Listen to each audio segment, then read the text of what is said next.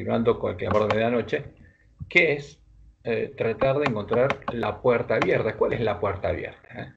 Y nosotros sabemos que la puerta es Jesús. Entonces vamos a tratar de diferenciar a los dos Jesús que conocemos. Por ahí conocemos a uno y tenemos que encontrar a la otra puerta.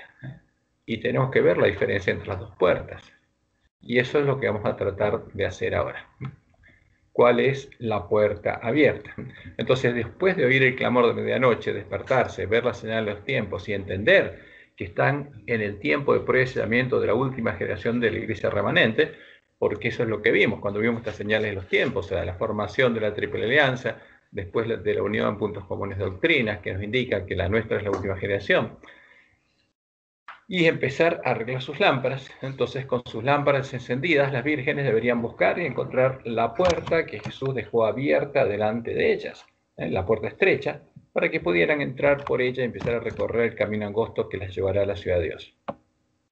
Y leemos en Mateo 25, 6 y 7, y a la medianoche se oyó un clamor: aquí viene el esposo, salid a recibirle. Entonces todas aquellas vírgenes se levantaron y arreglaron sus lámparas. Porque todas al escuchar van a ir a la Biblia y ahí su fe va a ser probada. ¿Por qué? Porque van a ver en la palabra de Dios cosas que no habían visto. Y Jesús le dice al ángel de la iglesia Reforma, al que salió de Babilonia, escribe al ángel de la iglesia en Filadelfia, esto dice el santo, el verdadero, y justamente dice, a ver, hay otro, yo soy el santo, el verdadero, el que anunció, el que recibió de Dios el rollo que abrió y le mostró a Juan, es el verdadero, el que tiene la llave de David, el que abre y ninguno cierra, porque supuestamente hay otro que le dio otras llaves. ¿A quién? Al hombre pecado. Porque el otro Jesús le dio la llave del reino, de su reino, al hombre pecado. Pero Jesús dice, el verdadero dice, yo tengo la llave de David, y es una sola, no son dos. Y el que abre ninguno cierra, y cierra ninguno abre. Yo conozco tus obras, le dice a los miembros de la iglesia Reforma. Y aquí he puesto delante de ti una puerta abierta, la cual nadie puede cerrar. Porque esa puerta está abierta. Aunque se perdió el conocimiento de cuál es la puerta, sigue abierta. Porque aunque tienes poca fuerza, has guardado mi palabra, porque esta iglesia es la que tenía la palabra de Dios, y no has negado mi nombre. Y en Apocalipsis 3:12, esta es la promesa al que busque y encuentre la puerta abierta. Al que venciere, yo le haré columna el templo de mi Dios, y nunca más saldrá de allí. O sea, con él voy a reedificar los lugares asolados, y escribiré sobre él el nombre de mi Dios, dice él.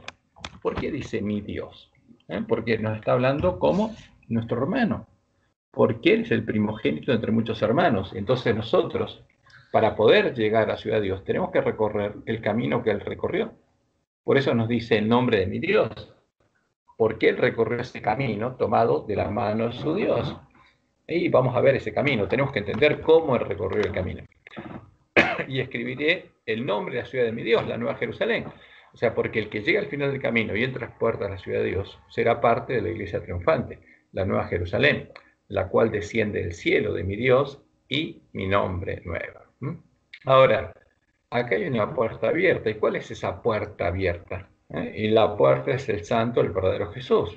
Él es la puerta por la que se entra a la presencia de Dios. Eso anunciaba la profecía. Es la puerta por la que se entra al reino de Dios, al lugar de su santuario. Él es, como dice la profecía, la puerta de Jehová, por la que entrarían los justos, los que habrían lavado sus ropas en la sangre del Cordero, y entrarían por ella al lugar del santuario de Dios, al templo de Jehová, y llegarían a ser parte del pueblo que conocería a su Dios. El que es la puerta al templo de Jehová, como dice la profecía, es también la piedra del ángulo del templo de Jehová, porque Jesús tiene muchas, digamos, hay muchas cosas que son símbolos de él en el templo de Dios. Y en Juan 19 leemos, Jesús dice, yo soy la puerta, el que por mí entrare será salvo. Ahora, ¿cuál es la puerta de las ovejas, la verdadera puerta? El verdadero Jesús. ¿Y qué significa el que por mí entrare? O sea, el que por mí entrare, el que entra por esta puerta, entra a un lugar distinto donde está. ¿Y cuál es ese lugar? Es el templo de Jehová. Ahora, y leemos en Salmos 118, 19 al 23. Abridme las puertas de la justicia. Entraré por ellas. ¿Alabaré a quién? Ajá, a Jehová. Ahora, y esta es la profecía, dice, esta es puerta de Jehová. ¿Qué significa puerta de Jehová? Por esta puerta se entra a la presencia de Jehová. Por ella entrarán ¿quiénes? Los justos. O sea, ¿quiénes son los justos? Los que fueron justificados, los que lavaron su ropa en el sangre del Cordero. Te alabaré porque me has oído y me fuiste por salvación. La piedra que desecharon los edificadores. ¿Cuál es esa piedra? Es Jesús, el verdadero Jesús. Ha venido a ser cabeza del ángulo, y no solamente cabeza del ángulo, sino es la puerta de Jehová. De parte de Jehová es esto, y es cosa maravillosa a nuestros ojos. Y por eso, esa iglesia primitiva, la que había entrado a la presencia de Jehová y era parte del templo de Jehová, elevaba una bandera, un blanco puro, donde estaba escrito, como Dios les mostró en Esquai, pureza y santidad a Jehová. Esa iglesia es la que fue perseguida por los paganos durante el periodo de Esmirna. Y los paganos llevaban una bandera negra sobre la cual se veían figuras, las imágenes de sus dioses, imágenes del sol, la luna y las estrellas. Ahora, esta bandera blanco puro es la que tiene que elevar el pueblo de la iglesia remanente. Es la bandera que Dios le dio. Porque esa bandera, justamente, es la que van a elevar los que vuelvan a tener la fe de la iglesia primitiva. Y los miembros de la iglesia primitiva eran los justos que entraban por la puerta abierta al reino de Dios y empezaban a recorrer el camino angosto siguiendo las pisadas de Jesús, hasta que llegó el tiempo de la apostasía y fue introducida en medio del pueblo de Dios la abominación desoladora, otra puerta, otro camino, el camino espacioso que lleva a la perdición, porque desde el tiempo de la apostasía hay otra puerta.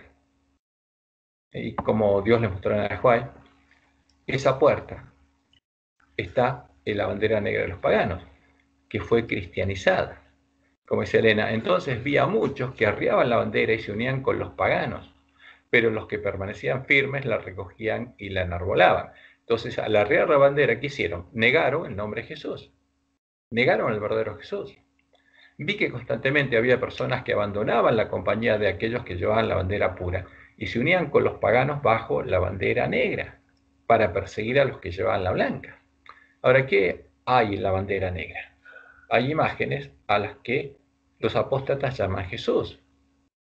Pero ese Jesús no es el verdadero, es otro Jesús. Cuando el lugar santuario de Dios y la verdad fueron echados por tierra, se perdió el conocimiento de la puerta verdadera y del camino verdadero. Pero cuando los miembros de la iglesia remanente completáramos la obra de reforma y encontráramos la puerta que todavía estaría abierta, volveríamos a entrar al reino de Dios y se produciría, como dice Elena, el verdadero reavivamiento de la piedad primitiva. Ahora, porque eso es lo primero que tenemos que hacer cuando nos despertamos. Y Elena dice claramente, testimonios para los ministros, nadie debe pretender que tiene toda la luz que existe para el pueblo de Dios. El Señor no tolerará esta condición. Él ha dicho, he aquí he dado una puerta abierta delante de ti, la cual ninguno puede cerrar. Aun cuando nuestros hombres dirigentes rechacen la luz y la verdad, esa puerta permanecerá aún abierta. El Señor suscitará a hombres que den al pueblo el mensaje para este tiempo. ¿Qué hay que mostrarles? ¿Cuál es la puerta y cuál es el camino verdadero? Porque la luz del clamor de medianoche ilumina la puerta y muestra el camino a la ciudad de Dios. Y como lo leímos ya esta cita el otro día, Dios suscitará hombres y mujeres entre la gente corriente. Y los mensajeros celestiales trabajarán con aquellos que son llamados gente común, capacitándolos para llevar la verdad a muchos lugares. Porque lo único que se necesita para ser un mensajero de Dios es desear llevar el mensaje de Dios, no otra cosa. Y todos los que quieran llevar el mensaje de Dios, Dios los va a capacitar para que puedan llevarlo. Entonces, como Jesús nos advirtió en el Sermón del Monte, cuando llegara el tiempo de nuestra prueba, delante nuestro habría otra puerta. ¿Cuál? La puerta ancha, la otra puerta, estaría delante nuestro. Porque los lobos vestidos de ovejas, los siervos de Jezabel, la habrían puesto delante nuestro, para engañarnos y hacernos entrar por ella, no al templo de Jehová, sino a la sinagoga de Satanás. Por eso Jesús nos dice en Mateo 7, 13 al 15, entrad por la puerta estrecha. Porque ancha es la puerta, espacioso el camino que lleva a la perdición, y muchos son los que entran por ella. Ahora, y este es un mensaje para el pueblo adventista, porque estrecha es la puerta y angosto el camino que lleva a la vida, y pocos son los que la hallan. ¿Qué tenemos que hacer? No es la que está frente a nosotros, no es el Jesús que está frente a nosotros, no es el Jesús que conocemos, la verdadera puerta. Hay que hallar la puerta, hay que buscar al verdadero Jesús. Por eso Jesús nos dice, guardaos de los falsos profetas que vienen a vosotros con vestidos de ovejas, pero por dentro son lobos rapaces. ¿A qué vienen los lobos rapaces? A hacernos entrar por la puerta ancha. ¿Y dónde está definida la puerta ancha? En la doctrina de Jezabel. O sea, como Dios lo anunció, vienen a darnos a beber del vino el furor de la fornicación de la gran Babilonia. Eso es lo que produciría la caída de Babilonia. Porque el mensaje del segundo ángel dice, ha caído Babilonia. ¿Por qué? Porque ha hecho beber ¿a quién? A todas las naciones. Y en 1844, cuando Dios separó al pueblo antista, había una nación que no la había bebido. Ahora, pero cuando le da al pueblo de Dios, por medio de sus siervos, Jezabel, a beber del vino el furor de su fornicación, ahí cae. Y después que cae, llega el tiempo a la última generación, porque esa es una señal muy clara, porque el mensaje del segundo ángel vuelve a ser verdad presente. Y después de despertarnos y ver la señal de los tiempos que nos muestran que la venida del esposo está a las puertas, nosotros deberíamos arreglar nuestras lámparas y buscar a quién, a la puerta abierta hasta hallarla. ¿Cuál es la puerta ancha? Se cumplió la profecía, ya fueron puestas delante de nosotros la puerta ancha del camino espacioso que lleva a la perdición, el falso Jesús que fue introducido en medio de la iglesia de Roma en el tiempo de la apostasía. Sí. Y sí. Ahora, si no hubiera sido así, todavía faltaría para que llegara el tiempo de nuestra prueba. Ahora, pero ya pasó. La palabra profética más segura ya se cumplió. El Jesús puesto delante de nosotros es la puerta ancha, por la que el santo, el verdadero Jesús, nos amonesta a no entrar. Y al que no adora, y fíjense, a este Jesús, el que está puesto a nosotros, delante nuestro, es el que no adoraron los miembros de la iglesia primitiva, cuando los apóstatas elevaron la bandera negra a los paganos. ¿Por qué? ¿Por qué los mataron? Por no adorar justamente al Dios que elevaron. Ahora, ¿pero qué tenemos en nuestra iglesia? Fíjense, esta es la creencia fundamental número 2. La Trinidad. Pero la Trinidad es lo que elevaron los apóstatas en el edicto de Tesalónica. Es la bandera negra de los paganos. Y empezaron a perseguir y a matar al pueblo de Dios porque no la adoraban. Ahora, ¿qué dice nuestra creencia? Dice, hay un solo Dios, Padre, Hijo y Espíritu Santo. Una unidad de 3 personas coeternas. Ahora, pero cuando hablan de Dios, no hablan de una persona, hablan de la Trinidad. Y vamos a ver por qué estos conceptos vienen de Roma. Pero el Dios, la Trinidad, que es inmortal, es una unidad de 3 personas coeternas. Este es el concepto. Este es el Dios puesto delante de nuestro. Pero ¿qué pasa? ¿Este concepto es verdadero o falso? Y Roma lo define de ese modo. Y acá en sus imágenes muestra que el Dios Sol es el que se manifiesta, que es el Dios eterno, que es la esencia, la sustancia, el Dios, el ser divino en su unidad, como llama Roma, que se manifiesta a través de 3 hipóstasis, de 3 personas. Pero este concepto, esto está en nuestra iglesia. Y directamente decimos, adoramos al mismo Dios que Roma, al Dios de la Trinidad. Y en la creencia fundamental número 4 aparece el Hijo. ¿Y qué dice acá nuestra creencia? Dios, el Hijo eterno, que se encarnó como Jesucristo. Dios, el Hijo eterno, se encargó como Jesucristo. Entonces, el Jesús que está puesto en nuestro es Dios, el Hijo eterno, un Dios Hijo eterno, que es parte de la Trinidad. Y por medio de él se crearon todas las cosas. O sea, es el agente creador, como aparece en el credo de Nicea. Y es verdadero y eternamente Dios. O sea, fíjense, hay 3 personas que son Dios. Y nació no de María, sino de la Virgen María. Ahora, nosotros no llamamos a María la Virgen María. Llamamos a María María. ¿Y por qué acá aparece de la Virgen María? Es un concepto católico. Ahora, esto es lo que tenemos en nuestras creencias, pero este es el verdadero Jesús. ¿El Dios de la Trinidad es el Dios verdadero? Como podemos observar, ahora tenemos 28 creencias fundamentales a las que llamamos el fundamento de la fe de los adventistas del séptimo día, y vemos que en esas creencias fundamentales fue introducida, ¿qué cosa? La Trinidad, porque el Dios de la Trinidad es la abominación desoladora que habló el profeta Daniel, porque le identificamos a la historia como el Dios de la bestia romana, justamente que fue introducido en lugar de Jehová, y en cuya defensa se persiguió al pueblo de Dios, se asoló al pueblo de Dios. Entonces, ¿qué tenemos delante nuestro? Al Dios de la Trinidad y al Jesús que, después de unirse en puntos comunes de doctrina y formarse la imagen de la bestia, la imagen a la que el mensaje del tercer ángel nos amonesta a no adorar, ahora adoran juntos Jezabel y el falso profeta. Y esto lo vimos, este evento es la unión en puntos comunes de doctrina, y acá hay un párrafo de lo que dijeron. Porque justamente en ese evento anunciaron que de luego 40 años de diálogo ecuménico se habían unido en puntos comunes de doctrina. Y el cardenal Casper señaló en referencia al encuentro que los participantes habían afirmado su fundamento común. ¿En qué? En Jesucristo y en la Santísima Trinidad, tal y como se expresa en nuestro credo común y en la doctrina de los primeros concilios ecuménicos, ¿no? Y este es el fundamento común. Ahora, nosotros tenemos el mismo fundamento que Roma. Ellos se unieron en fundamento común. Y nosotros lo tenemos. Ahora, ¿y qué dicen nuestros teólogos?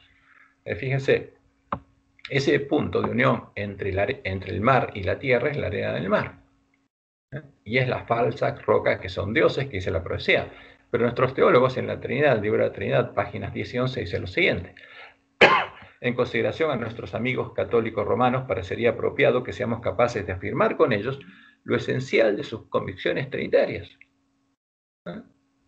¿Para qué? Para encontrar un terreno común con ellos. Ahora, ellos se unieron en este fundamento, en la Trinidad, y Jesús definió la Trinidad para andar juntos. ¿Y qué dicen nuestros teólogos? Que nosotros también queremos estar junto con ellos. Ahora, que queremos unirnos a la bestia del falso profeta en la adoración de su Dios. Pero ellos adoran al dragón. Entonces, ¿qué es lo que pasa? El pueblo adventista estaría claramente dormido, porque un cristiano de la iglesia primitiva, al ver esto, por supuesto, no lo adoraría, porque no lo hicieron y fueron perseguidos y asesinados por no adorar al Dios de la Trinidad ni al Jesús definido en la doctrina de la Trinidad, porque el pueblo conocía a su Dios. ¿Qué pasa con nosotros? Y como estamos dormidos, no nos dimos cuenta. Ahora, pero cuando nos despertamos y vemos la señal de los tiempos y vemos que estos son los puntos comunes, los puntos que unen a la bestia y al falso profeta en la adoración del dragón, decimos, ¿qué hace esto acá? ¿Qué hace en medio de la iglesia adventista? Y es el cumplimiento de la profecía, porque tenía que pasar. Entonces la introducción en medio del pueblo de Dios, de la falsa roca que son dioses, porque a nosotros se nos dice que este es el mismo Dios del Antiguo Testamento, pero el Dios del Antiguo Testamento es la roca, la verdadera roca. Es la roca, es Jehová este Dios. Y también del vino de la vid de Sodoma, como Dios anunció, el vino de la gran ciudad que se llama Babilonia, Sodoma, Egipto, es una señal que también nos muestra que este es el tiempo en el cual Dios anunció que Él juzgaría a su pueblo. Y lo anunció en el cántico Moisés el Cordero, donde mostró lo que estaría pasando en este tiempo en medio de la iglesia remanente. ¿Y qué dice ahí? Deuteronomio 32, 31 y 39, porque este es el cántico Moisés el Cordero, que como vemos en Apocalipsis 15 van a cantar todos los redimidos. ¿Y qué dice? Porque la roca de ellos no es como nuestra roca, porque esta es una roca falsa, porque la roca verdadera es Jehová, y aún nuestros enemigos son jueces de ellos. ¿Por qué? Porque de la vid de Sodoma es la vid de ellos. Ahora, ¿el Jesús de ellos cuál es? Porque Jesús es la vid. Yo soy la vid verdadera. Pero tiene una vid, ¿pero cuál es? La vid de Sodoma. La vid de la gran ciudad que se llama Babilonia, Sodoma de Egipto, es la vid de ellos. Y de los campos de Gomorra. Las uvas de ellos son uvas ponzoñosas, racimos muy amargos tienen. Veneno de serpientes es su vino, porque el vino de Babilonia es veneno de serpientes. ¿Quién lo inspiró? La serpiente antigua. Y ponzoña cruel de áspides. Y Jehová dice, ¿no tengo esto yo guardado conmigo, sellado mis tesoros? Esta es una profecía que está sellada, pero que van a entender el tiempo donde se cumple. ¿Cuándo es el tiempo? El tiempo que Dios juzgaría a su pueblo. Mía es la venganza y la retribución. A su tiempo su pie resbalará, porque el día de su aflicción está cercano y lo que les está preparado se apresura, porque Jehová juzgará a su pueblo. Entonces, ¿de qué está hablando Dios? ¿El juicio a Babilonia? No, a su pueblo. ¿Y cuál es su pueblo ahora? La iglesia remanente, porque el juicio empieza por la casa de Dios. Porque Jehová juzgará a su pueblo, y por amor de sus siervos se arrepentirá. O sea, ¿qué va a hacer?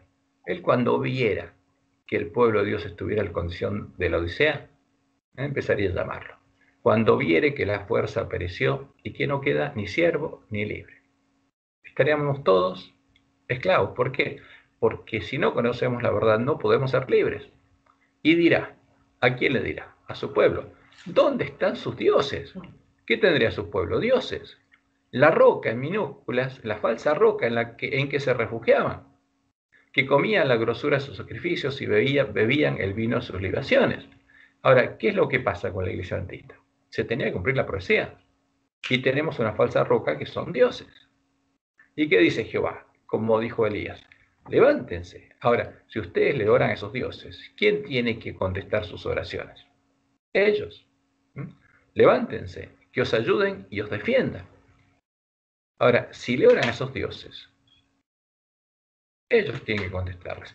¿Y por qué está la condición en la que está el ángel de la Odisea? ¿A quién le está orando? Y ese es el problema. Ahora, no le está orando a Jehová. Le está orando a la falsa roca. ¿Y quién tiene que contestar? Como en el tiempo de Elías, tiene que contestar la falsa roca. Hay un micrófono abierto, si alguien se da cuenta. Entonces, ¿qué dice Jehová? Ved ahora, abran los ojos. Ved ahora que yo soy. ¿Y qué habla con una persona singular? Yo, primera persona singular, yo soy. Y no hay dioses conmigo. Con la verdadera roca hay dioses. No, dice él. Yo hago morir y yo hago vivir, yo hiero y yo sano. Y no hay quien pueda librar de mi mano. Ahora, esto es algo muy claro. ¿Cuál es la verdad acerca de Dios y acerca de Jesús? Como Jesús lo indicó, el verdadero conocimiento de Él y de su Padre es la vida eterna. Y solamente el conocer la verdad nos puede hacer libres. Como leemos en Juan 8, 31 al 32. Dijo entonces Jesús a los judíos que habían creído en Él, si vosotros permaneciereis en mi palabra, seréis verdaderamente mis discípulos y conoceréis la verdad, y la verdad os hará libres. O sea, la única forma de que nosotros volvamos a ser libres es que conozcamos la verdad, porque mientras tanto estamos engañados y esclavizados. Ahora, por eso vamos a ver, justamente porque como tenemos a la Trinidad delante nuestro, vamos a tratar de ver qué es lo que pasó. ¿Por qué todas las vírgenes dormidas llegarían a comprar lo que se vende en la Odisea? ¿Por qué todas llegarían a tener el mismo tesoro? Y ese tesoro haría que todas llegaran a estar en la misma condición. La pregunta es ¿por qué? ¿Por qué todas las vírgenes comprarían lo mismo? Si eso no es verdadero. Y una de las razones es que después de que en el año 380 después de Cristo fuera emitido el edicto de Salónica, por el que la bestia romana perseguiría y asesinaría a los herejes que no adoraban a Dios la Trinidad, cuando en el año 382 después de Cristo el Papa Damaso ordenó crear la Biblia católica, la doctrina de la Trinidad fue la principal doctrina que los sabios de Roma buscaron reflejar en ella, en los cadáveres de los testigos. ¿Por qué? ¿Cuál es el resultado? Está en nuestra Biblia, está claramente definida la doctrina de la Trinidad. Por esa causa, en el Nuevo Testamento de la Biblia Católica encontramos un amplio soporte a la doctrina de la Trinidad.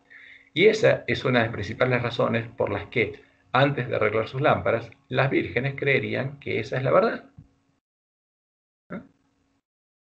Acá me falta es, después lo voy a corregir.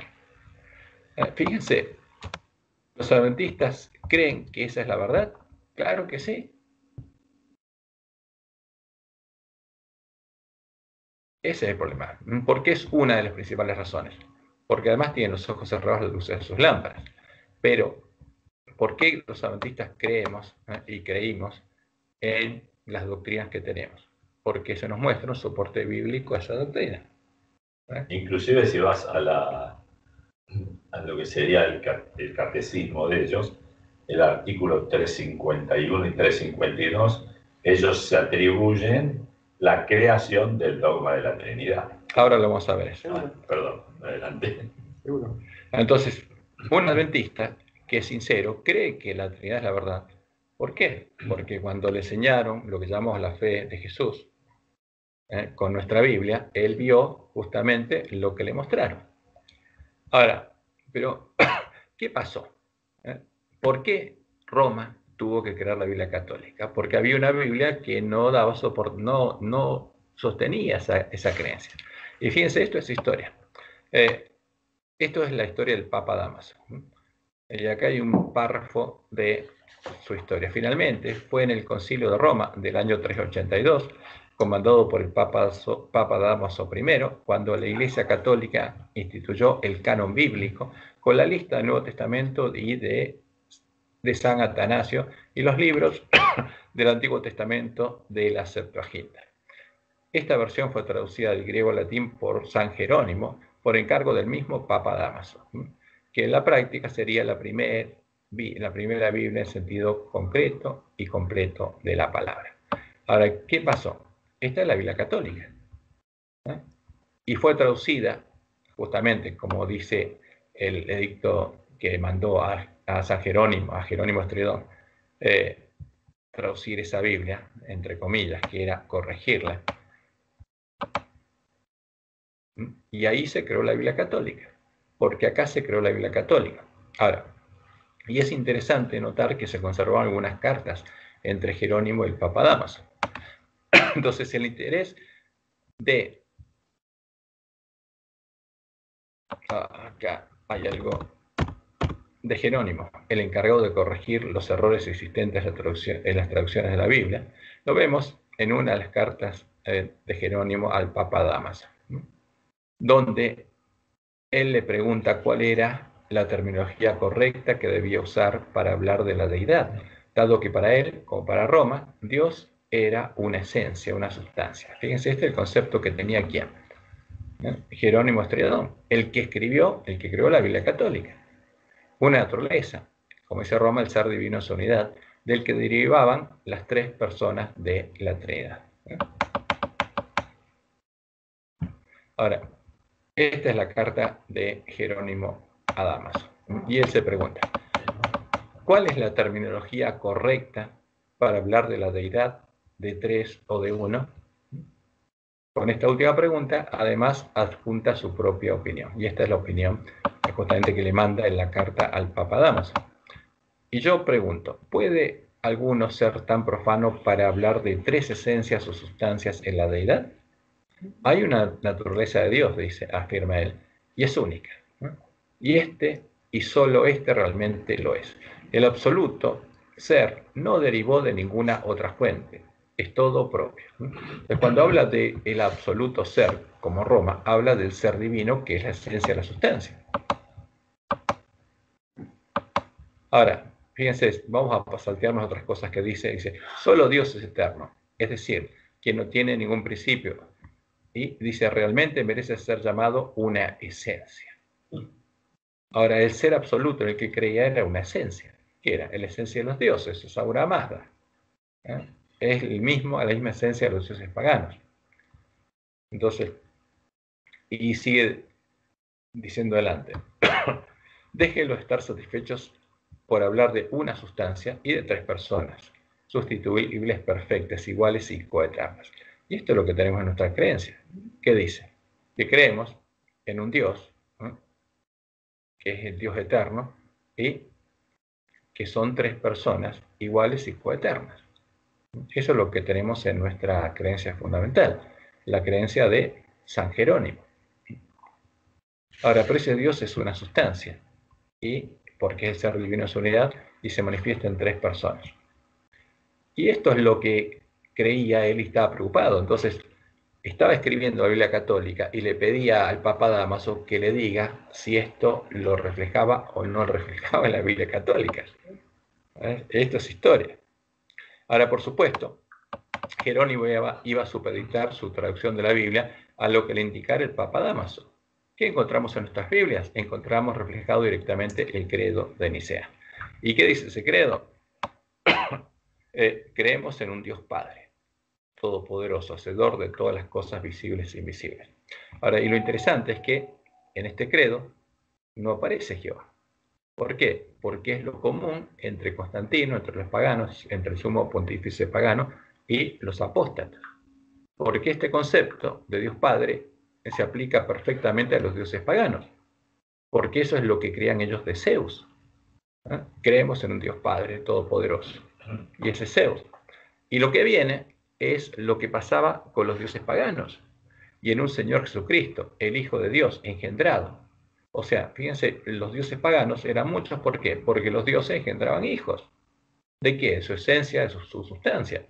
Entonces, una vez que había otro Dios, ya eso era los dioses, era politeísmo. Ese es el origen del politeísmo pagano. Y de ese modo, tomando los conceptos paganos y la esencia pagana que usaban los filósofos, engendraron aquí en el credo de Nicea a un Dios Hijo. Y le llamaron Jesucristo, y era un Señor Jesucristo, el Hijo de Dios, engendrado como el unigénito del Padre, es decir, de la sustancia del Padre. Como Zeus engendró a Apolo. ¿Por qué Apolo era un dios? Porque tenía la sustancia de su padre. Pero ¿cuál es el dios en el fondo? Del cual provienen todos los dioses. La sustancia, como decía Jerónimo Estridón. Entonces, es decir, de la sustancia del Padre. Dios de Dios, luz de luz. Dios verdadero, engendrado. Entonces, ¿qué pasa acá? Hay otro Dios. Está el Dios Padre, porque los paganos, uno le muestra esto, que decía, son dos dioses. ¿Por qué? Porque es otro Dios engendrado del Dios Padre. Apolo y Zeus eran dos dioses. Y acá tenemos a este Dios Padre, que es la imagen de Zeus, y el Dios Hijo, que es la imagen de Apolo. Consubstancian al Padre. Y ahora viene otro concepto, que es el concepto de agente creador. Entonces hay dos dioses. Y este segundo Dios es el agente creador por el cual fueron hechas, todas las cosas fueron hechas, tanto las que están en los cielos como las que están en la tierra. Y además, este Dios Hijo es el que se hizo hombre para salvarnos.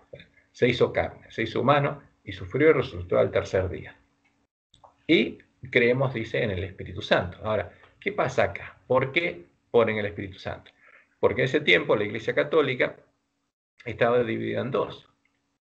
Y Constantino quería unirlas. Entonces, ¿qué les dijo? Bueno, esto es lo común. Porque ahí estaban los arrianos, que no creían en una tercera persona, y los trinitarios, que sí creían. Entonces Constantino los unió y repartió las iglesias del Imperio Romano. ¿En qué? Entre arrianos y trinitarios. Entonces en Roma, en Alejandría, puso dos obispos trinitarios, y en Constantinopla, donde él se mudó, puso a quién? A un obispo arriano. Y eso duró hasta el año 381, cuando se dividieron en el Concilio de Constantinopla. Pero hasta ese momento, católicos arrianos y católicos trinitarios formaban una unidad. Y los dos bebían del mismo vino.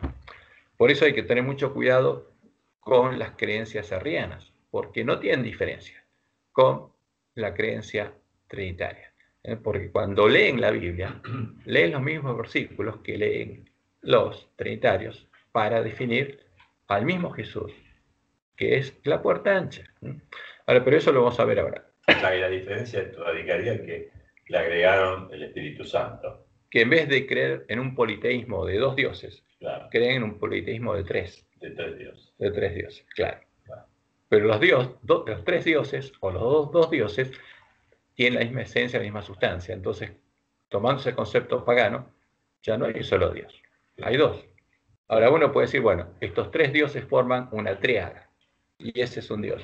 Pero Roma tenía muchas tríadas, por eso a la primer tríada definida en el Concilio de Nicea la llamaron inicialmente la Agia Tríada. La Agia Tríada. A la Trinidad le llamaron inicialmente la Agia Tríada, la Tríada Santa, porque Roma tenía dos tríadas, la Tríada Capitolina y la Tríada del Aventino, las dos. Y crearon una tercera, y la llamaron la Agia Tríada, la Tríada Santa. Y el concepto es el mismo que los otros. Pero, a ver, lo importante es cuál es el verdadero Jesús, porque estamos buscando la puerta verdadera. Y en el catecismo, fíjense, Roma explica que fue ella la que formuló el dogma de la Trinidad y que ella creó una terminología propia, no existente en medio de la iglesia primitiva ni en la Biblia, usando conceptos de origen filosófico, los conceptos que sabemos que utilizó Atanasio. Que el ser divino en su unidad, el Dios al que adoran, como decía San Jerónimo Estridón, es la sustancia de la cual provienen las personas o hipóstasis que conforman a la Santísima Trinidad, que, como lo son todos los ídolos paganos, el Padre, el Hijo y el Espíritu Santo de la Trinidad, son personas o hipóstasis del ser divino, de la sustancia, al que en sus imágenes Roma lo representa como el dios Sol, como Baal, el verdadero dios de Roma. Fíjense, estas son todas imágenes de Roma. Aquí a la derecha tenemos al Sol y en medio un triángulo, diciendo que Dios, el dios Sol, es la Trinidad. Y de él proceden las tres personas que aquí siempre las dibujan como, justamente, hipóstasis del Sol, poniendo el Sol, una cruz de Malta atrás y la persona adelante. ¿Por qué? Porque el dios Sol es el del que proceden estas tres personas o hipóstasis. Es el que se manifiesta en estas tres personas que tienen esta esencia, esta sustancia. Son el dios Sol. Por eso dicen Deus, bien, el Sol es el Padre, es el Hijo y es el Espíritu Santo de la Trinidad. Esa es la definición de Roma, porque ese es el dios de Roma, por eso es Babilonia. Y esto es lo que dice en el Catecismo. Para la formulación del dogma de la Trinidad, la Iglesia debió crear una terminología propia. Fíjense, no estaba en la Biblia.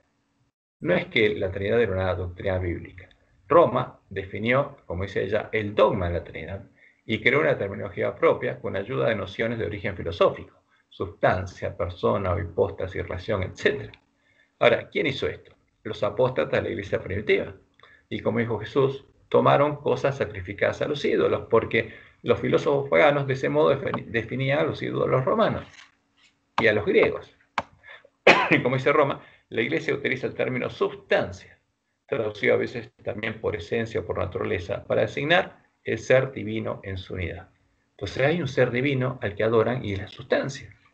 Y lo identifican y lo muestran claramente como el Dios Sol. ¿Y qué pasa? El Padre, el Hijo y el Espíritu Santo son hipóstasis o manifestaciones de esa sustancia. Entonces, si ese concepto lo asociamos al de Ahura Mazda, donde Ahura Mazda es el ser divino que se manifiesta en todos los seres, justamente divinos de todas las religiones, y Ahura Mazda es la esencia de la sustancia divina. Ese es el concepto, ¿no? Y es un concepto pagano. Como Dios le mostró a Elena de White, estos conceptos y dogmas filosóficos, la nueva terminología creada por Roma para definir el dogma de la Trinidad, son las cosas sacrificadas a los ídolos con las que fue modelada, ¿no?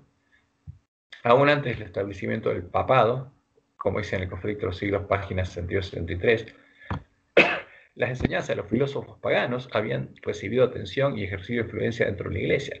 Muchos de los que profesaban ser convertidos se aferraban aún a los dogmas de su filosofía pagana. Y no solo seguían estudiándolos ellos mismos, sino que inducían a otros a que los estudiaran también, a fin de extender su influencia entre los paganos. Y ella dice, así se introdujeron graves errores en la fe cristiana, ¿no? Tomando estos conceptos de la filosofía pagana, ¿no? Entonces, con estos términos filosóficos, los teólogos paganos modelaban las imágenes de sus dioses. Y cuando un dios engendraba a un hijo de su esencia, de su sustancia, había un nuevo dios en el Olimpo de los dioses. La posibilidad de engendrar hijos con su misma esencia o naturaleza es el fundamento del politeísmo pagano, el que proclama la existencia de muchos dioses que tienen la misma esencia o sustancia divina. El paganismo proclama la existencia de una esencia que es Dios, el ser divino en su unidad, que se manifiesta en todos los dioses de la Gran Babilonia, en todas las personas que tienen esa esencia y son Dios.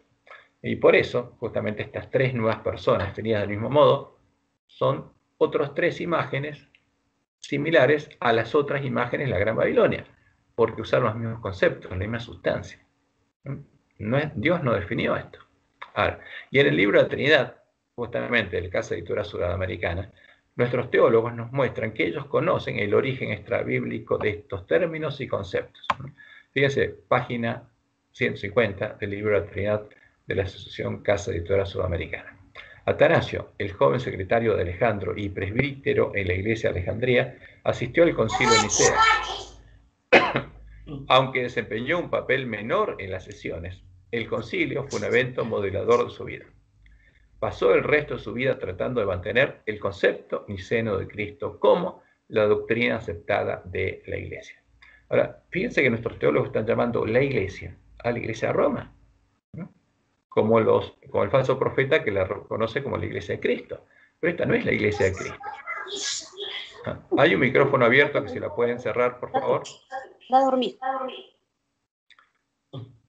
Entonces, fíjense que el concepto niceno de Cristo es la definición de ¿qué? De la abominación desoladora. ¿Y es la doctrina aceptada de quién? De la iglesia de Roma, de Jezabel, no de la iglesia de Cristo, porque los cristianos fueron muertos por no adorarla.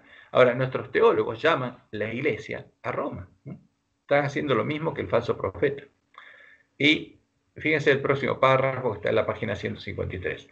Por el tiempo de su muerte, en el 373, Atanasio había convencido a la mayoría de los teólogos, dice, cristianos, a los católicos, no los cristianos, que eran perseguidos, de la necesidad de usar la nueva terminología, más bien que autolimitarse a los términos que aparecían en la Biblia. ¿Aparecían estos términos en la Biblia? No. Y no se autolimitaron a la Biblia, sino que tomaron cosas sacrificadas a los ídolos paganos.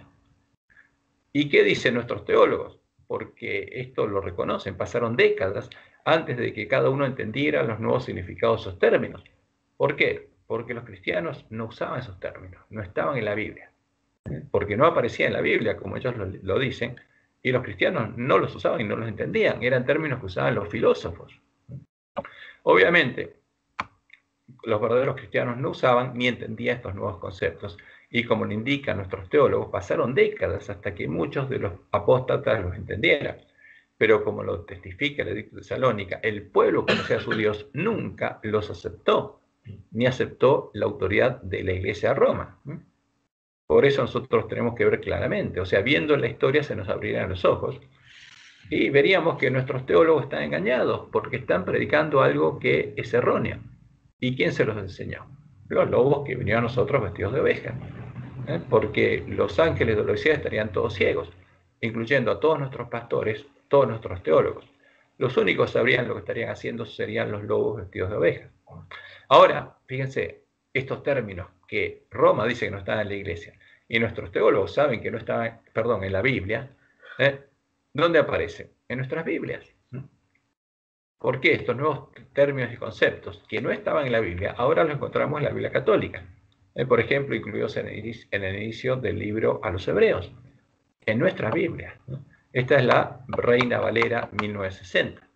¿Y qué dice en Hebreos 1, 1 al 3? Dios, habiendo hablado muchas veces y de muchas maneras en otro tiempo a los padres por los profetas, en estos posteriores días nos ha hablado por el Hijo. Hasta aquí está bien. Y ahora se incluye el credo de Nicea, a quien constituyó heredero de todo y por quien asimismo hizo el universo. Este concepto que implica que hay un hijo que fue el creador, el agente creador, como dice el credo de Nicea, el agente, el creador del Dios Padre, el cual, siendo resplandor de su gloria y la imagen misma de su sustancia, ¿qué tiene? Como dice el credo de Nicea, fue engendrado de la esencia de la sustancia del Padre. O sea, es otro Dios, es el Dios Hijo. Entonces acá está un Dios Padre y un Dios Hijo que tiene la esencia del Padre y es el agente creador. Y quien sustenta todas las cosas con la palabra de su poder, habiendo efectuado la purificación de nuestros pecados por medio de sí mismo, se sentó a la diestra de la majestad en las alturas. Y esto aparece en nuestras Biblias, este es el credo de Nicea, que hay un Dios Hijo engendrado, la esencia de la sustancia del Padre, que es el agente creador. Pero justamente este concepto está claro acá. Y por eso, todo el que lee esto dice, bueno, pero esto es la Trinidad. Sí es la Trinidad, está claro. Ahora, ¿qué nos dicen estas palabras? Varias cosas que fueron definidas en el credo de Nicea. Dios tiene un hijo, que es la imagen misma de su sustancia, que tiene su sustancia, su naturaleza, porque como su padre es Dios. Porque esa es la definición pagana. Si alguien tiene esa sustancia, también es Dios, es otro Dios. Y si hay 100 que tienen esa sustancia, hay 100 dioses.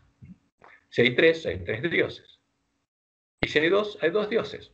Este Dios Hijo es el agente, el creador del Dios Padre, y este Dios Hijo es el que efectuó la purificación de nuestros pecados, es decir, es Jesús. Entonces a esta imagen la llaman Jesús. Los mismos conceptos los encontramos en el inicio del libro de Juan. En el principio era el Verbo, y con mayúscula, como el nombre de una persona.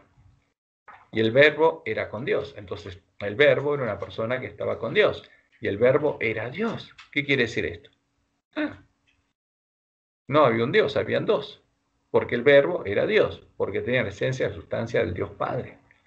Este era en el principio con Dios, y todas las cosas por Él fueron hechas. Es el creador Nicea, porque hay un Dios Hijo, que es el agente creador. Y sin Él, nada de lo que ha sido hecho fue hecho.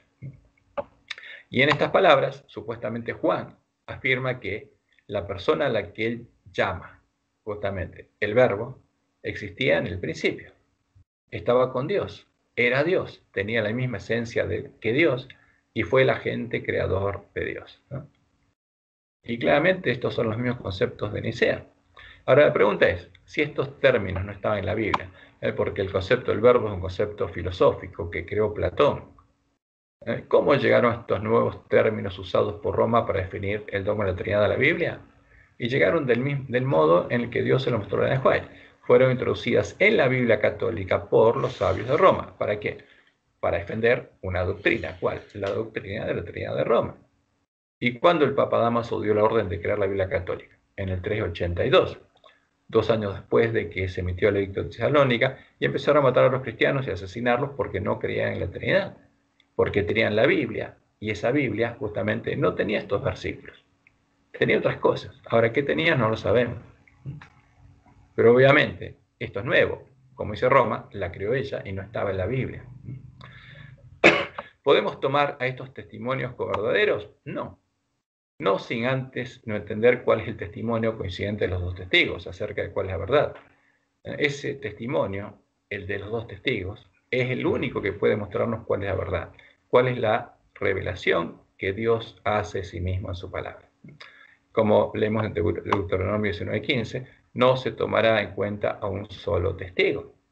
Entonces no podemos tomar una declaración que encontramos en el Nuevo Testamento y que soporta la Trinidad.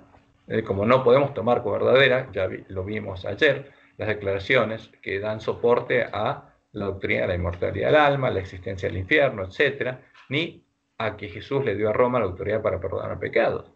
Y lo probamos con el testimonio coincidente de los dos testigos. Y ahora vamos a hacer lo mismo. Solo por el testimonio de 2 o 3 testigos. Como dice en 2 Corintios 13:1, por boca de 2 o 3 testigos se decidirá todo asunto. Y como dice Isaías 8:20, a la ley del testimonio. Si no dijeren conforme a esto, es porque no les ha amanecido. ¿A quiénes? A los que escribieron esas palabras en la Biblia católica. A Juan sí le había amanecido, a Pablo también, pero a los sabios de Roma no. Ahora, ¿cuál es el testimonio consciente de los testigos? Y vamos al Antiguo Testamento, y ahora sí, tomen sus lámparas y anoten esto, porque este es el testimonio coincidente de los dos testigos. Primero, Jehová habla y se presenta como una persona singular, el gran yo soy. Ahora, ¿yo qué es? Primera persona singular, yo soy. Y si Dios se presenta como una persona singular, es una persona singular, como dijo Jesús. Si Jehová dice sí, es sí, y si no, no. Cuando Dios emite un juicio, ese juicio es eterno. Y ese es el origen del monoteísmo unipersonal de los judíos, el monoteísmo unipersonal de Jesús y de los miembros de la iglesia primitiva. Porque cuando el monoteísmo no es unipersonal, no es monoteísmo, es un verso. Y ese era el monoteísmo unipersonal de Jesús y de los miembros de la iglesia primitiva, la iglesia que huyó de delante del dragón al desierto. Yo puedo decir, yo creo en un solo Olimpo, o en una esencia. Ahora, pero monoteísmo implica que hay una sola persona que es Dios. Y si no, es politeísmo, es paganismo. ¿Y qué dijo Dios. Fíjense, esto es cuando Jehová llamó a su pueblo. Habló todavía Dios a Moisés y le dijo, yo soy Jehová. Y aparecí a Abraham, a Isaac y a Jacob como Dios omnipotente, mas en mi nombre Jehová no me di a conocer a ellos. Ahora, ¿quién habló con Moisés? Jehová, el Creador, el Dios de Israel. ¿Y qué dijo? Yo soy. Primera persona singular. Yo soy Jehová y Jehová es mi nombre. Jehová es el nombre de quién? De una persona singular.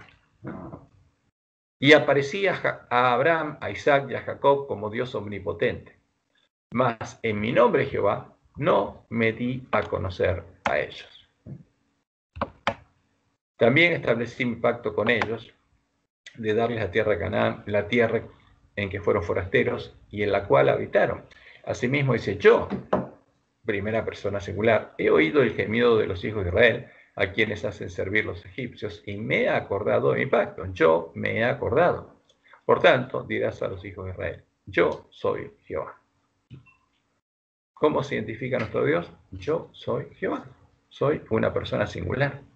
Y yo os libraré, os sacaré de debajo de las tareas pesadas de Egipto, y yo os libraré de servidumbre, y os redimiré. Yo, primera persona singular, con brazo extendido y con juicios grandes. Y os tomaré, primera persona singular, por mi pueblo, y seré vuestro Dios. ¿Quién? Yo seré vuestro Dios. Y vosotros sabréis que yo soy Jehová vuestro Dios. Yo soy, que os saco de debajo de las tareas pesadas de Egipto, y os meteré en la tierra por la cual alcé mi mano jurando que la daría a Abraham, a Isaac y a Jacob, y yo os la daré por heredad. Yo, Jehová. Ahora, ¿cuál es nuestro Dios? Y es una persona singular. Ahora, la iglesia primitiva le va a una bandera que decía pureza y santidad a Jehová. Entonces, después de liberarlos de Egipto en la primera Pascua, Jehová habló al pueblo de Israel en Horeb, y el pueblo escuchó las palabras de su pacto y de sus mandamientos de su propia boca. ¿Cuántas personas hablaron? Una sola. Y habló Dios, Él habló todas estas cosas diciendo, yo soy Jehová tu Dios. Ahora, como Dios le mostró a Elena, nosotros no podríamos guardar sus mandamientos hasta que no reparáramos la brecha hecha por el Papa, la Santa Ley de Dios. ¿Un adventista que adora a la Trinidad guarda el primer mandamiento? No, porque Jehová no es tu Dios. Elevó otra bandera, la misma bandera que los apóstatas de la iglesia primitiva. Ese es el problema de la iglesia adventista ahora.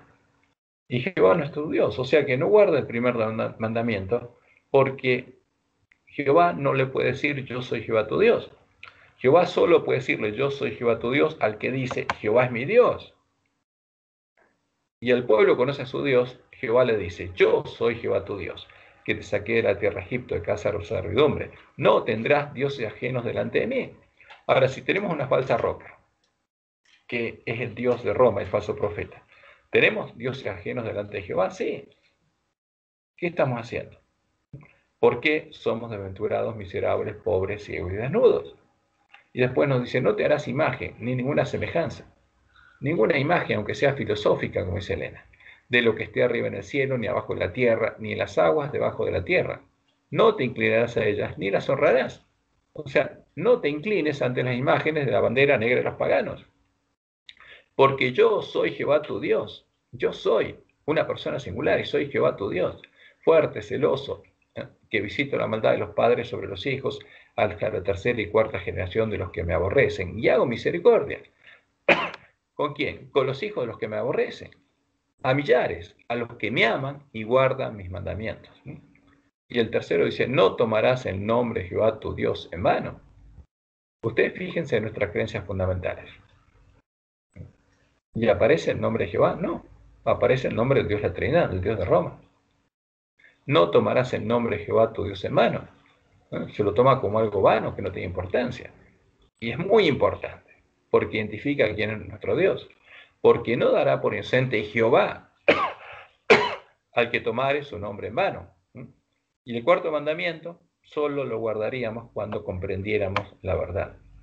Y ahí podríamos predicar plenamente el sábado, porque llamaríamos al pueblo que está en Babilonia a adorar a quién, al Dios verdadero, al verdadero creador. no al que dice Hebreos 1, 1 al 3, ni Juan 1, 1 al 3, porque ese no es el verdadero. Y ahora lo vamos a ver.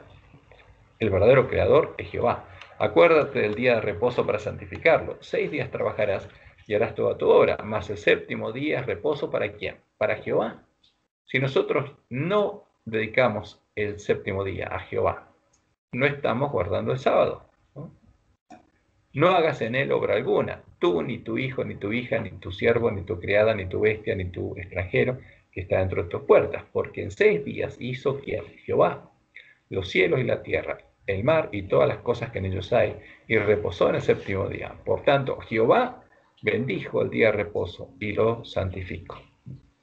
Ahora, el pueblo que conoce a su Dios es el que conoce a Jehová y guarda sus mandamientos, porque Jehová es su Dios. Entonces, fíjense que Jehová, nuestro creador, nos dice, yo soy Jehová tu Dios, hablándonos en primera persona singular, porque Él es uno, es una sola persona, no es dos ni es tres. ¿No? Fíjense como Jesús dijo, sea vuestro hablar sí, sí o no, no. Y si Jehová dice que es una persona, es una persona. Ese es el significado manifiesto de sus palabras en el Antiguo Testamento y ese es el significado que Jesús le dio a sus palabras en el Nuevo Testamento. Ahora, fíjense esto.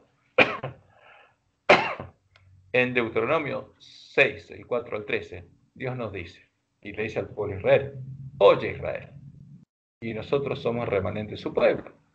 Jehová nuestro Dios, Jehová uno es. ¿Cuánto es? Uno. Y amarás a Jehová tu Dios de todo tu corazón y de toda tu alma y con todas sus fuerzas. ¿A quién tenemos que amar? A Jehová. Ese es el primer mandamiento de la ley. ¿Y cómo termina? El último versículo, el 13. A Jehová tu Dios temerás y a él solo servirás y por su nombre jurarás. No hay que tomar el nombre de Dios en mano. Pero cuando uno tiene que dar un testimonio, tiene que decir cuál es su Dios. Y el que juraba por el nombre de Dios sabía que no podía mentir. ¿No? Si tenía que jurar por el nombre de Dios. Ahora, tenía que tener mucho cuidado. ¿Y qué dijo Jesús acerca de este pasaje? Acercándose uno de los escribas que los había oído disputar y sabía que les había respondido bien, le preguntó, ¿cuál es el primer mandamiento de todos? Jesús les respondió, el primer mandamiento de todos es, oye Israel. Y citando a Deuteronomio 6, que dice, Jehová nuestro Dios, Jehová uno es. Eso es lo que le dijo, porque era un hebreo. Y amarás a Jehová tu Dios con todo tu corazón, y con toda tu alma, y con toda tu mente, y con todas tus fuerzas. Este es el principal mandamiento. Y el segundo es semejante. Amarás a tu prójimo como a ti mismo. No hay otro mandamiento mayor que estos. Entonces el escriba le dijo, bien maestro, ¿verdad has dicho que uno es Dios? ¿Y qué significa que uno es Dios? Que es una persona. Y no hay otro fuera de él, porque él es Dios. Está hablando de Jehová. Y el amarle a Él con todo el corazón, con todo el entendimiento, con toda el alma y con todas las fuerzas, y amar al prójimo como uno mismo, es más que todos los holocaustos y sacrificios. Jesús entonces, viendo que había respondido sabiamente, le dijo, no estás lejos del reino de Dios. Ahora, ¿por qué? Porque tenemos que conocer a Dios para entrar a su reino. ¿Y qué leemos en Romanos 30? Porque Dios es uno. ¿Y Él? ¿Quién? Dios es uno. Y es una persona, puede ser Él. No dice ellos. Él justificará por la fe a los de la circuncisión y por medio de la fe a los de la incircuncisión. ¿Quién justifica? El único Dios verdadero, Jehová. Y como leemos en Gálatas 3:20, y el mediador no lo es de uno solo, pero Dios es uno. ¿Quién es el mediador? Jesús. Y Dios es uno solo. Y esa es la fe de los apóstoles. O sea que vemos que acá algo coincidente, que no tiene nada que ver con lo que dice Hebreos 1:1 al 3, ni Juan 1:1 al 3. Es otro el testimonio de las otras palabras del Nuevo Testamento, pero coinciden con las de la antigua. Fíjense Santiago 2:19. Tú crees que Dios es uno. Bien haces. También los demonios creen y tiemblan, porque ellos saben cuál es la verdad. ¿Qué saben? Que Dios es uno. ¿Ves? Y Efesios 6:12, porque no tenemos lucha contra carne y sangre, sino contra principados, contra potestades, contra los gobernadores de las tinieblas de este siglo, contra huestes espirituales de maldad, que conoce la verdad, que creen y tiemblan, y saben que Dios es uno. Ahora, por eso, este es el testimonio consciente de los testigos. Jehová nuestro Dios es uno, no hay otro fuera de él. Y es a él a quien debemos amar con todo nuestro corazón, con toda nuestra alma, con toda nuestra mente y con todas nuestras fuerzas. Los demonios lo saben, creen, no solamente lo saben, sino que creen que Dios es uno y tiemblan. Pero por su maldad buscan engañarnos con sus doctrinas de demonios. Ese es el testimonio coincidente de los dos testigos y por eso es verdadero. ¿Cuántas personas son Dios? Una. Segundo, Jehová es nuestro Padre porque Él es nuestro Creador. Fíjense, nuestro Creador es nuestro Padre. Entonces, si hay dos dioses, o tres, o 100, y uno nos creó, ese es nuestro Padre. En el Dios de Roma, una de sus hipóstasis se llama el Padre, o Dios el Padre, porque es el Padre del Dios Hijo. Por eso se llama Dios el Padre. Al que engendró de su esencia, su sustancia, como Zeus o Apolo, y no porque sea nuestro Padre, ya que supuestamente su Dios Hijo fue su agente creador, quien nos habría creado.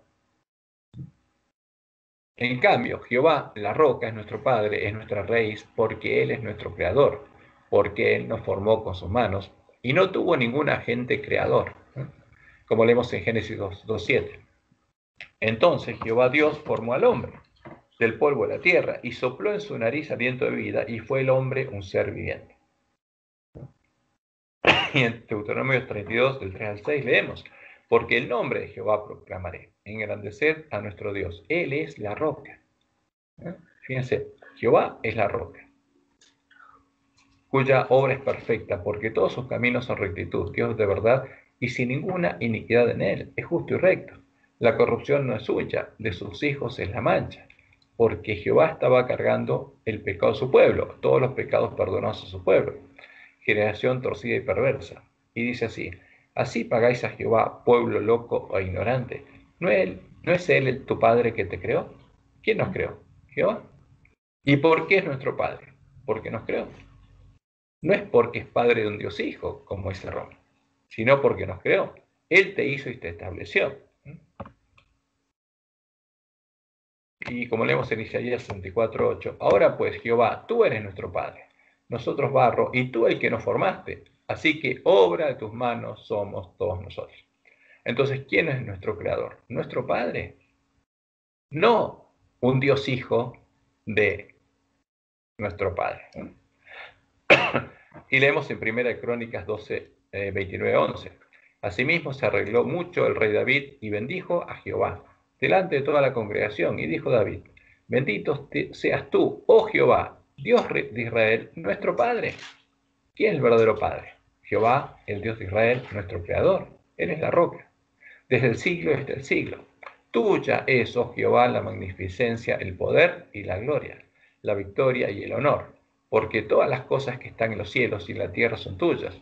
Tuyo, Jehová, es el reino, y tú eres excelso sobre todos. Y por eso Jesús, en el Padre Nuestro, tomó estas palabras, porque tuyo es el reino, el poder y la gloria. Y así terminó la oración. Entonces, y en Jeremías 3, 19 al 20 leemos lo siguiente. Jehová dice esto, yo preguntaba, ¿cómo os pondré por hijos y os daré la tierra deseable, la rica heredad de las naciones? Y dije, me llamaréis Padre mío, y no os apartaréis en pos de mí. Y por eso Jesús enseñó, no llaméis Padre vuestro a nadie en la tierra, porque uno es vuestro Padre. Pero como la esposa infiel abandona a su compañero, así prevaricasteis contra mí, oh casa de Israel, dice Jehová.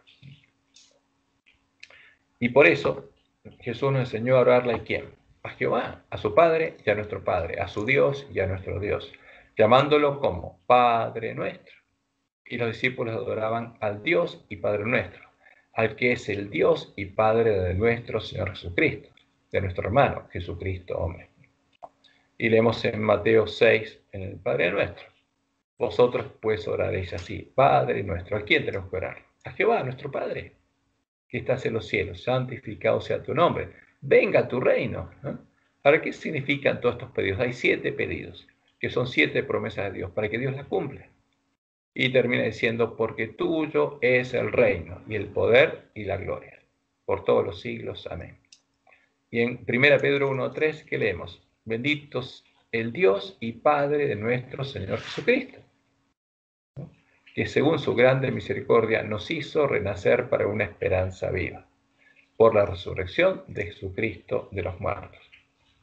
Y en Juan 20:17 leemos: Jesús le dijo: no me toques, aún no he subido a mi Padre, mas ve a mis hermanos y dile: subo a mi Padre y a vuestro Padre, a mi Dios y a vuestro Dios. Porque ¿quién era el Padre y Dios de Jesús? Jehová, nuestro Dios y Padre. Y como dice Efesios 4:6, dice: un Dios y Padre de todos. ¿Cuántos dioses hay? Un solo Dios, el cual es sobre todos y por todos y en todos. ¿Por qué? ¿Quién había venido a morar en ellos? Jehová, porque esa es la promesa del Evangelio. Y en Filipenses 4:19-20 leemos: mi Dios pues suplirá todo lo que os falta, conforme a sus riquezas en gloria en Cristo Jesús. Y termina diciendo: mi Dios, ¿quién es? Al Dios y Padre nuestro. ¿Quién es el Dios de la iglesia primitiva? Jehová, nuestro Dios y Padre. Sea la gloria por los siglos de los siglos. Amén. Y en Romanos 15:5-6, ¿qué leemos? Para que unánimes a una voz glorifiquéis al Dios y Padre de nuestro Señor Jesucristo. O sea, es el mismo testimonio de los apóstoles que del Antiguo Testamento, sí. Y leemos la última cita de Jesús, que está en Apocalipsis 3:12. Al que venciere, yo le haré columna en el templo de mi Dios, dice Jesús. Y nunca más saldrá allí. ¿Y por qué dice de mi Dios? Porque está hablando como nuestro hermano. Y escribiré sobre él el nombre de mi Dios, el nombre de Jehová, y el nombre de la ciudad de mi Dios, la Nueva Jerusalén, la cual desciende del cielo de mi Dios. ¿Y cuántos dioses tenía Jesús? Uno solo. Mi Dios y mi nombre nuevo. Jehová, nuestro Dios, el único Dios verdadero, es nuestro Padre y es nuestro Creador. Él nos formó con sus manos y nos dio aliento de vida, y no tuvo ningún agente creador que lo hiciera. ¿Por qué? Porque con sus propias manos lo hizo.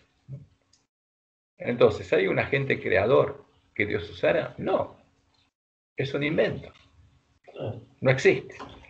Este es el testimonio coincidente de los dos testigos y por eso es verdadero. Ahora, voy a hacer pasar el título a la otra página para que quede más claro. Entonces, fíjense, este es un testimonio muy claro. Jehová es el único Dios verdadero y es una persona, y no tuvo nunca un agente creador.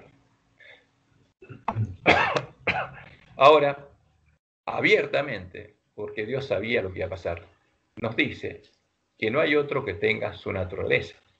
Pero ¿qué dice el credo niceno? El credo pagano, porque eso es lo que decían paganos. Había muchos que tenían la misma esencia divina, la misma naturaleza, y todos eran dioses. Ahora, eso pasa en el paganismo, pero ¿qué pasa justamente con el Dios de Israel? Jehová nuestro Padre nos dice que no hay otro que tenga su naturaleza. La doctrina del Dios de Roma define que hay dos personas que tienen la misma esencia, sustancia o naturaleza que el Dios Padre y la Trinidad. ¿Por qué? Porque hay dos más que tienen la misma naturaleza, por eso son tres que tienen la misma esencia, la misma sustancia, que son todopoderosos, inmortales, omnisapientes, eternos, etc. Y lo vemos en la creencia fundamental número 2 nuestra, y que ellos trabajan juntos, se reparten roles y se conocen. ¿Por qué? Porque son coeternos y eternamente estuvieron juntos. En cambio, Jehová nuestro Dios y Padre indica claramente en sus palabras que Él es el primero y Él es el postrero, y que con Él no hay dioses, que fuera de Él no hay Dios, que no hay Dios sino Él, que no hay fuerte. Fíjense, ¿qué significa esto? No hay otro fuerte como Él, que tenga su esencia, su naturaleza. Que Él, el omnisapiente, el que lo conoce todo, el único Dios verdadero, no conoce a ninguno. O sea, claramente nos dice, la doctrina de la Trinidad es una mentira. Y leemos en Isaías 44, de 6 al 8. Así dice Jehová, Rey de Israel y su Redentor, porque Él nos dice: yo soy el Redentor de Israel. Yo soy Jehová de los ejércitos. Yo soy el primero y yo soy el postrero, y fuera de mí no hay Dios. Ahora, cuando Dios dice esto, ¿es verdad o no? Como dice Jesús. Cuando Dios dice sí, es sí o no. Y cuando dice no, es no. Sí. Dice yo soy el primero, primera persona singular. Yo soy una persona. Y yo soy el primero. Y yo soy el postrero. Y fuera de mí no hay Dios. ¿Y quién proclamará lo venidero? Lo declarará y lo pondrá en orden delante de mí, como hago yo, desde que establecí el pueblo antiguo. Anúncienles lo que viene y lo que está por venir. No temáis ni os amedrentéis. No te lo hice oír desde la antigüedad y te lo dije. Luego vosotros sois mis testigos. No hay Dios sino yo. Y es claro. No hay fuerte. No conozco ninguno. Ahora, pero el Dios Padre de la Trinidad no puede decir esto. Porque hay otros dos dioses que son coeternos con él. Y que son fuertes y poderosos con él. Porque así fue definido. Ahora, pero el único Dios verdadero, Jehová, nos dice que con él no hay otros dioses. ¿Eso qué implica? Él no es parte de la Trinidad. Porque si no, con él tendría que haber dos más. Y a otra parte, él no es parte de la Trinidad, tampoco es una Trinidad, porque es una persona. La Trinidad es una institución, es una tríada. ¿Y qué pasa? El Jehová no es parte de la Trinidad. Y no es una Trinidad. Ahora, si no es Jehová el que es la Trinidad, ¿qué es la Trinidad? Es un ídolo. Y en Deuteronomio 32-39, cuando lo vimos, el cántico Moisés el Cordero, el que nos dice, ved ahora que yo soy. Abran los ojos, unjan sus ojos con colirio y vean, yo, una persona singular, yo soy. Y no hay dioses conmigo. Estos claros, así dice Jehová, nos muestran que Jehová, nuestro Padre, no conoce a ninguno que sea Dios como Él, ni que sea fuerte como Él, que tenga su naturaleza. No hay dioses con Él. Esto descarta que Él pueda ser parte de una trinidad de dioses fuertes como Él, a los que Él conozca. ¿Encontramos el mismo testimonio en el Nuevo Testamento? Sí, y en forma clara y directa. Ese es el testimonio de Jesús. Jehová, su Padre y nuestro Padre, es el único Dios verdadero. Jesús tampoco conoce a otro que sea Dios verdadero como su Padre y nuestro Padre, al que debemos llegar a conocer para tener vida eterna, como leemos en Juan 17:3. Y esta es la vida eterna, que te conozca a ti. Y está hablando de una persona singular, el único Dios verdadero. No hay otro. Él conoce a un Dios Espíritu Santo, que sea como eterno como su Padre. No. Y es claro. Ahora, y la vida eterna es conocer a quién, a Jehová, y entender y conocer a Jesucristo, a quien Él ha enviado. ¿Por qué? Porque este Jesús es la verdadera puerta y es el camino. Entonces, si no conocemos al verdadero Padre, a Jehová y al verdadero Jesús, no podemos tener vida eterna. Y este testimonio este es el mismo testimonio que el de Pablo. Para él hay un solo Dios, Jehová, el Rey de Reyes y Señor Señores, nuestro Padre, el único que tiene inmortalidad. ¿Qué quiere decir Pablo con esto? Que no hay otro que tenga ese atributo. Según la Trinidad hay tres, pero según Pablo hay uno solo, a quien ninguno de los hombres ha visto ni puede ver. Pablo no creía que hubiera otro ni otros que fueran inmortales como él, como Jehová, que tuvieran su naturaleza. Y leemos en 1 Timoteo 6, 13 al 16. Te mando delante de Dios. ¿De qué Dios? Del Dios de Israel, que da vida a todas las cosas, y de Jesucristo, que dio testimonio de la buena profesión delante de Poncio Pilatos, que guardes el mandamiento sin mácula ni reprensión, hasta la aparición de nuestro Señor Jesucristo, la cual a su tiempo mostrará quién, el bienaventurado y solo soberano. ¿Cuánto? Hay uno solo. Y ese único soberano, ¿quién es? El Rey de Reyes y Señores Señores, está hablando de Jehová, el único que tiene inmortalidad. Ahora, si Pablo hubiera creído una Trinidad, habría tres que tienen inmortalidad. ¿Cuántos dice él que tiene inmortalidad? Uno solo, a quien ninguno de los hombres ha visto ni puede ver, al cual sea la honra y el imperio sempiterno. Amén. Entonces, ¿qué pasa si en algún lugar en la boca de Pablo ponen a la Trinidad, como en la boca de Jesús pusieron la inmortalidad del alma? Y hay una incoherencia. Ahora, este testimonio de Pablo es el mismo testimonio del Antiguo Testamento. Y justamente acá hay dos testimonios coincidentes, el Antiguo y el Nuevo Testamento. Y esa es la verdad. Es el testimonio coincidente de los testigos, porque no podemos tomar un solo